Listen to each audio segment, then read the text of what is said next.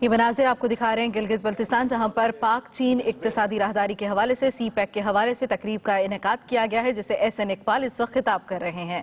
Chinese کو بہت زیادہ کانفیڈنس دیا، اور میں نے اختتامی اجلاس میں جہاں وزیر اعلیٰ پرویز خٹک صاحب اور وزیر اعلیٰ مراد علی شاہ صاحب بھی موجود تھے، تو کہا کہ جب میں مینجمنٹ پڑھتا تھا تو ہمارے ایک پروفیسر نے کہا کہ ایک میچیور انڈسٹری کی نشانی یہ ہوتی ہے کہ اس کے جو پلیئرز ہیں they learn to play the game of competition and collaboration simultaneously. وہ اپنے اپنے مارکیٹ شیئر کے لیے تو کمپیٹ کرتے ہیں، لیکن وہ انڈسٹری شیئر کے لیے کولیبریٹ کرنے کی بھی صلاحیت رکھتے ہیں۔ تو ہم اپنے اپنے حلقوں میں، اپنے اپنے الیکشنوں میں ایک دوسرے کے ساتھ کٹ تھروٹ کمپٹیشن کرنا حق رکھتے ہیں، وہ جمہوریت کا حسن ہے۔ اور آج بھی آپ دیکھیں گے کہ جو ضمنی الیکشن ہو رہے ہیں اس میں پی ٹی آئی اور مسلم لیگ نون ایک دوسرے کے سامنے صف آرا ہیں، لیکن جہاں ملک کی مفاد کا سوال ہے وہاں پہ ہم سب ایک ڈیسک کے اوپر بیٹھے ہوئے ہیں اور کولیبریٹ کرنا بھی جانتے ہیں۔ تو یہ وہ حسن ہے، یہ وہ کسی بھی ملک کی اصل طاقت ہے کہ جہاں کے جب اس کے پلیئرز جو ہیں وہ سائملٹینیسلی کمپیٹ اور کولیبریٹ کرنا سیکھ جائیں اور کرنا شروع کر دیں، تو پھر وہ سسٹم اور وہ نظام ناقابل شکست ہو جاتا ہے۔ تو آج الحمدللہ نہ پاکستان کو کوئی خطرہ ہے، نہ پاکستان کے نظام کو کوئی خطرہ ہے، اور نہ پاکستان کے سی پیک کو کوئی خطرہ ہے۔ میں اس بات کو دو ٹوک الفاظ میں کہنا چاہتا ہوں کہ کوئی ایک ہمسایہ ملک نہیں، اس جیسی 10 طاقتیں بھی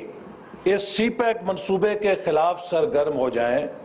تو اس منصوبے کو کوئی خطرہ نہیں، چونکہ پاکستان کے 20 کروڑ عوام اس کے مالک ہیں۔ پاکستان کے عوام اس کو اپنے مستقبل کا منصوبہ سمجھتے ہیں، اور یہ اتنا بڑا عطیہ خداوندی ہے کہ ایک محقق ہیں اناٹول لیون، برطانیہ کے، جو پاکستان کے بارے میں بہت لکھتے ہیں، کتاب بھی لکھی ہے انہوں نے سی پیک پہ مضمون لکھا اور کہا کہ پاکستان نے اتنے مواقع ضائع کیے ہیں کہ میں نے ان مواقعوں کا ٹریک رکھنا ہی چھوڑ دیا تھا، لیکن جب میں نے یہ حکومت کے نمائندے کا بیان پڑھا کہ CPEC is a game changer for Pakistan, تو میں اس کو نظر انداز نہیں کر سکا، چونکہ یہ حقیقت میں پاکستان کے لیے گیم چینجر ہے۔ تو اس کی سادہ لفظوں میں تشریح یہ ہے کہ انہوں نے کہا کہ پاکستان نے ترقی کے اتنے کیچ ڈراپ کیے ہیں کہ یہ ہیبیچول کیچ ڈراپ کرنے والا ملک بن گئے تھے، لہٰذا میں نے ان کی طرف جاتے ہوئے کیچز کے طرف دھیان دینا ہی چھوڑ دیا، لیکن سی پیک ان کی طرف ایک فٹ بال کا کیچ جا رہا ہے اور اس کو چھوڑنے کا کوئی امکان پیدا نظر نہیں آتا، تو لہٰذا میں اس کو نظر انداز نہیں کر سکتا۔ تو اگر ہم فٹ بال جتنے بڑے بال کے کیچ کو بھی چھوڑ دیں تو یقیناً اس صدی کا بہت بڑا حادثہ ہوگا، اور انشاءاللہ ایسا نہیں ہوگا، اور ہم ڈٹرمنٹ ہیں، پوری پاکستان کی قیادت،